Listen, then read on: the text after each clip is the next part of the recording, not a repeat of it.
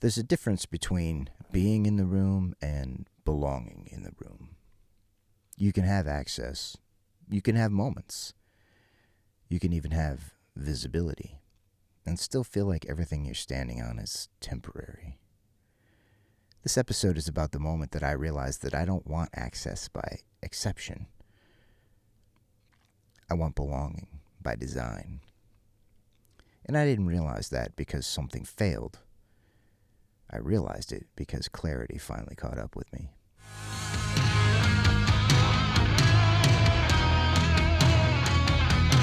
Welcome back to the Chronicles of Shred. If you're new here, this podcast is a real-time experiment. I'm documenting the process of rebuilding my creative life from the ground up, in a new city, in a new state, where I don't know anyone or have any connections. I'm building new systems, and I'm defining new priorities. It isn't a highlight reel, and it isn't a tell-all, it's a process journal.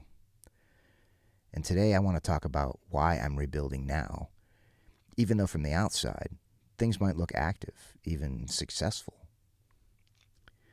Recently I was at the NAMM show, and we played a big show at the House of Blues in Anaheim, California. I was surrounded by industry people and celebrities. I was inside rooms that a lot of musicians work a long time to step into. And I want to be very clear about something right away. I'm not complaining. I'm not feeling overlooked or unworthy. And it's not about anything ending. From the outside, it looked like momentum, which is exactly why what I felt underneath it kind of surprised me.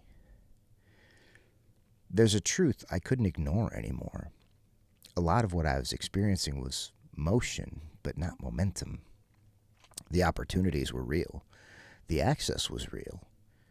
But it all ran on tight windows and external decisions and systems I don't own or control.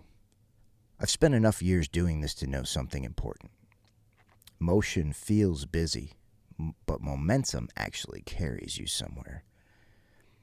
And nothing about where I was standing could carry a life, could carry a career. There was a moment on this trip that really mattered to me. Part of the experience was a red carpet photo shoot at the Metal Hall of Fame induction for my band. We weren't being inducted, but we were guests, and we were VIPs, and we were going to walk the red carpet and be interviewed and be photographed. And I missed it. And it's probably a once in a lifetime. And I'm not sad because anything is over or anything will for sure never happen again, but moments like that are rare and they're unpredictable, and you don't get to assume that they'll come back around. I missed it because of flight delays. I had planned my trip carefully, and well, I did not feel like the airline was very forthcoming about the delays, and they could have said that the flight was canceled, but they chose to keep delaying it until it was too late for me to make other arrangements. And so I arrived about an hour after the red carpet event. I still made the event. I still was in the room with all of those people, and I got to see all of those bands play, and I got to see those iconic Sunset Strip locations. But the moment that I was supposed to be there, and the rest of the band was there, but I missed it. And it hurt in a way that I didn't expect. You know, we've been a lot of places and done a lot of things, and I don't know why that felt so incredibly big and momentous to me, but it did, and it really stung that I did miss that. And sitting with that forced and honest question, if something that rare can disappear so easily, what am I building my life on? And that's where something finally clicked for me. I've spent years feeling like an imposter in certain rooms. You know, you get in the Roxy in California, and there's all these big names in there, and you're in there too, but you're not one of them. They all know each other, and they're all friendly enough. Most of them are nice people, and they'll say hello and they'll take a picture with you, but there's no meaningful conversation. There's no relationship. There's no connection with them other than you know who they are, and you are very lucky to be in the room with them, but it's not a peer level situation at all. It's very easy to feel like an imposter in that situation, not because you're not capable, but because the foundation underneath those moments doesn't match my standards. I wasn't uncomfortable because I didn't belong. I was uncomfortable because the system isn't finished. I'm not established. And when you rely on moments that feel miraculous instead of repeatable, they never feel solid. They feel borrowed. We talk a lot in this industry about discovery, the overnight sensation, the big break, the Hail Mary. And what I realized being out there with all these people in those environments is that the industry doesn't actually run on discovery. It runs on readiness. And I don't mean that people don't get noticed, because they do, and those stories do happen, but that's not the norm. And the discovery is usually a confirmation, not a rescue. Nobody's looking for potential. There are no artist development resources anymore. They're looking to plug into momentum that already exists.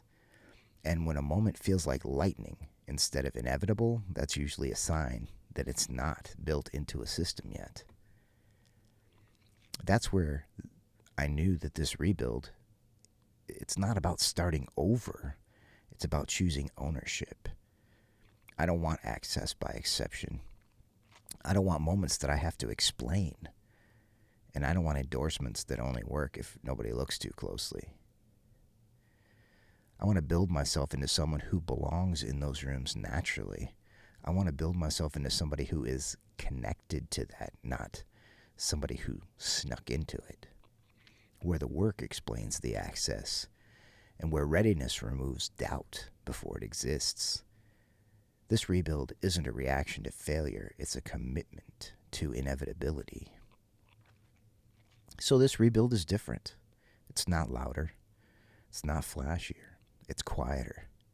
It's systems. It's daily output, daily effort. It's ownership. It's building something that doesn't collapse if one opportunity disappears. This podcast exists to document that process. Not the full backstory, just the parts that matter at each step.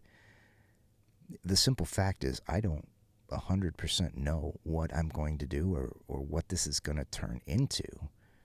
There's no script. There's no outline. This is simply me investigating the outlets and resources that I can find to build my career into something sustainable and something repeatable. If you're listening to this and you're in a place that looks good on paper but feels unstable underneath, I want you to hear this clearly. Choosing to rebuild doesn't mean that you failed. Sometimes it just means that your standards caught up with you. I'm done trying to look ready. I want to be ready. Thanks for listening, and I'll see you on the next one.